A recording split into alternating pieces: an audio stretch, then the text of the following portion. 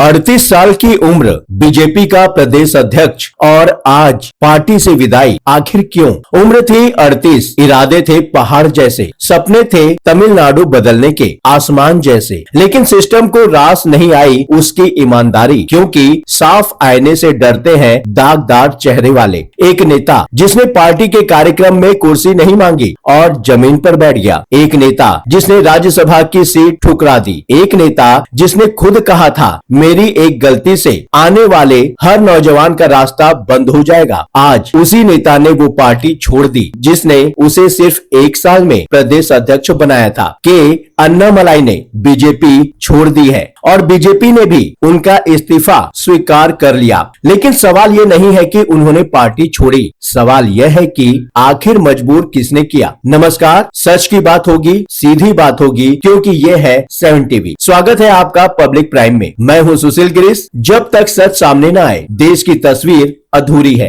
और आज की तस्वीर जुड़ी है तमिलनाडु के उस राजनीति से जहां एक ईमानदार नेता को या तो सिस्टम ने तोड़ा या उसने सिस्टम से खुद को आजाद किया। आइए पूरी कहानी को समझते हैं। आज की सबसे बड़ी खबर यह है कि के अन्नामलाई ने बीजेपी से इस्तीफा दे दिया है और बीजेपी ने भी उनका इस्तीफा स्वीकार कर लिया। उन्होंने ऐलान किया है कि वो एक नई पार्टी भी बनाएंगे। 2031 में होने वाला अगला तमिलनाडु विधानसभा चुनाव भी वो लड़ेंगे। और सबसे जरूरी बात, उन्होंने साफ कहा कि प्रधानमंत्री नरेंद्र मोदी के प्रति उनके मन में आज भी वही सम्मान है जो पहले था। यानी यह फैसला नफरत से नहीं लिया गया, यह फैसला विश्वासघात से नहीं लिया गया, यह फैसला एक गहरी राजनीतिक समझ से लिया गया है। लेकिन वो समझ क्या थी, यह जानने के लिए हमें थोड़ा पीछे जाना होगा। के अन्नामलाई एक पुलिस अधिकारी जिसने वर्दी छोड़ी जनता की सेवा के लिए। 2011 में भारतीय पुलिस सेवा में चुने गए, कर्नाटक कैडर में तैनात रहे। 2020 में पुलिस सेवा से इस्तीफा दिया और उसी साल बीजेपी में शामिल हो गए। लेकिन इससे पहले एक दिलचस्प बात हुई। 24 अगस्त 2020 को, जिस दिन वो बीजेपी में शामिल होने वाले थे, रजनीकांत ने उन्हें फोन किया, कहा मैं एक नई पार्टी बनाने जा रहा हूं, तुम उसमें शामिल हो जाओ। लेकिन अन्नामलाई ने बीजेपी के राष्ट्रीय महासचिव BL संतोष को पहले ही अपना वचन दे दिया था और उन्होंने रजनीकांत को विनम्रता से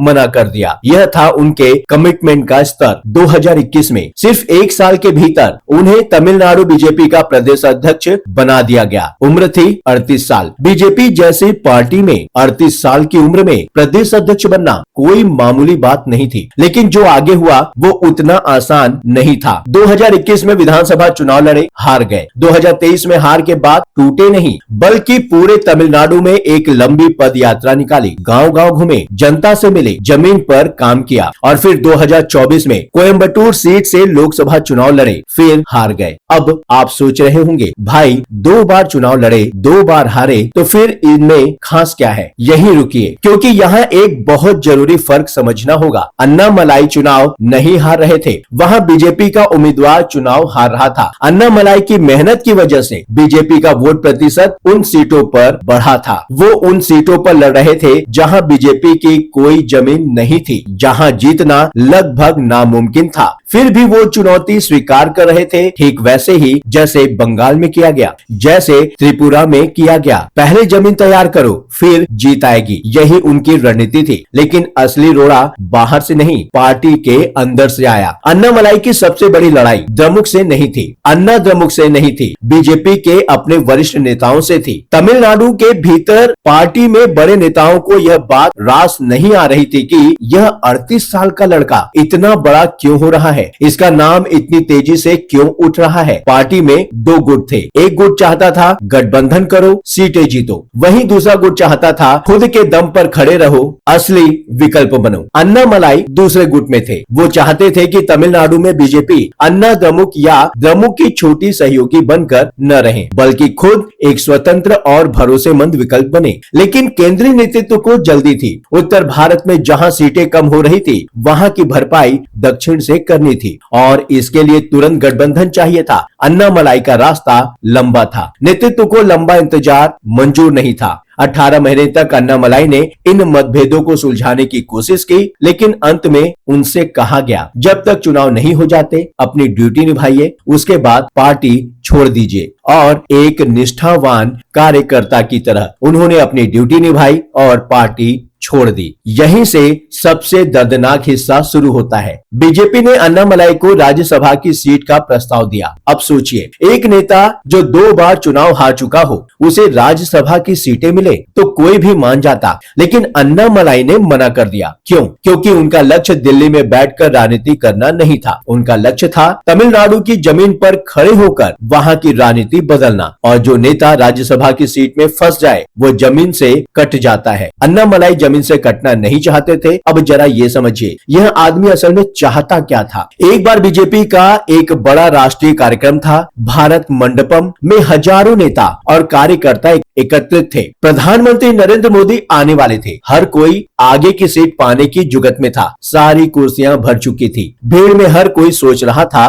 कैसे आगे बैठें, कैसे मोदी जी के करीब दिखें। और तब अन्नामलाई आए। किसी से कुछ नहीं मांगा, किसी को नहीं हटाया, सीधे जाकर जमीन पर बैठ गए। लोग देखते रह गए। जो नेता पार्टी के कार्यक्रम में कुर्सी की लड़ाई में नहीं पड़ता, वो सत्ता की कुर्सी के लिए कभी गलत काम नहीं करेगा। यही उनका स्वभाव है, यही उनकी पहचान है। एक पॉडकास्ट में जिसे 4.5 करोड़ लोगों ने देखा, अन्नामलाई ने खुद कहा था, मैं बहुत सावधान हूं। जो भी निर्णय लेता हूं, सोचता हूं कि इससे अमित शाह जी और मोदी जी का नाम खराब ना हो। उन्होंने मुझे जिम्मेदारी दी है। और आगे कहा, मैं जमीनी नेता नहीं हूं। राजनीति में 1 साल काम किया और प्रदेश अध्यक्ष बन गया, इसलिए मेरे कंधों पर बोझ बहुत ज्यादा है। हर बात 2 बार सोचकर बोलनी होती है, और सबसे दिल को छू लेने वाली बात, अगर मैंने एक भी गलती की तो लोग कहेंगे, देखो युवा को मौका दिया, उसने गलती की, फिर किसी युवा को मौका नहीं मिलेगा। मेरे हर निर्णय का असर आने वाले नौजवानों पर पड़ेगा। बताइए, इस दौर में कितने नेता ऐसे सोचते हैं? यहाँ लोगों को थोड़ी सी ताकत मिले तो पंख ऐसे फड़फड़ाते हैं कि पूछिए मत। और यह आदमी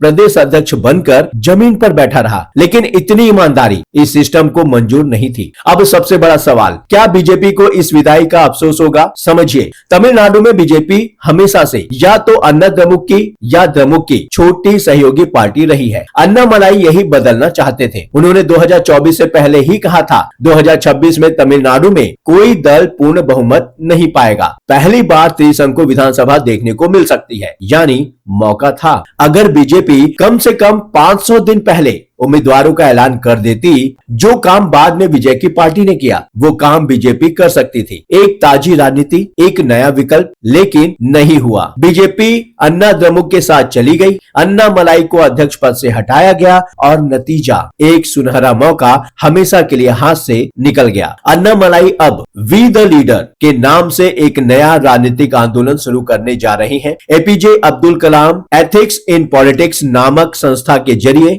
नए नेताओं को राजनीतिक और नैतिक प्रशिक्षण देंगे। 2031 का विधानसभा चुनाव लड़ेंगे। अब कुछ लोग कह रहे हैं, यह तो बीजेपी की बी टीम बनकर काम करेंगे। लेकिन जो आदमी राज्यसभा की सीट ठुकरा दे, जो आदमी पार्टी के कार्यक्रम में जमीन पर बैठ जाए, जो आदमी 18 महीने चुपचाप मतभेद झेले और फिर सम्मान से विदा हो, उस आदमी को बी टीम कहना उसकी ईमानदारी का अपमान है। भविष्य में वो क्या करते हैं वो तो वक्त बताएगा, लेकिन अभी यह बीजेपी का नुकसान है, अन्नामलाई का नहीं। वो मिट्टी का बेटा था, तख्तों का भूखा नहीं। उसने सच की राह चुनी, चाहे मंजिल मिली नहीं। जिस दरखत को खुद उन्होंने लगाया था प्यार से, उसी की छांव में बैठने का हक मिला नहीं। राजनीति में ईमानदारी की कीमत हमेशा चुकानी पड़ती है, कभी हार के रूप में, कभी अलगाव के रूप में और कभी विदाई के रूप में। सवाल सिर्फ एक नेता के पार्टी छोड़ने का नहीं है। सवाल यह है, जब कोई ईमानदार इंसान किसी व्यवस्था में टिक नहीं पाता तो गलती किसकी है, उस इंसान की या उस व्यवस्था की? यह सवाल आपसे है, यह सवाल हम सबसे है। मैं हूं सुशील गिरीश और आप देख रहे थे 7 टीवी, जहां सच की बात होती है, सीधी बात होती है। लगातार खबरों के लिए बने रहिए 7 टीवी के साथ। नमस्कार।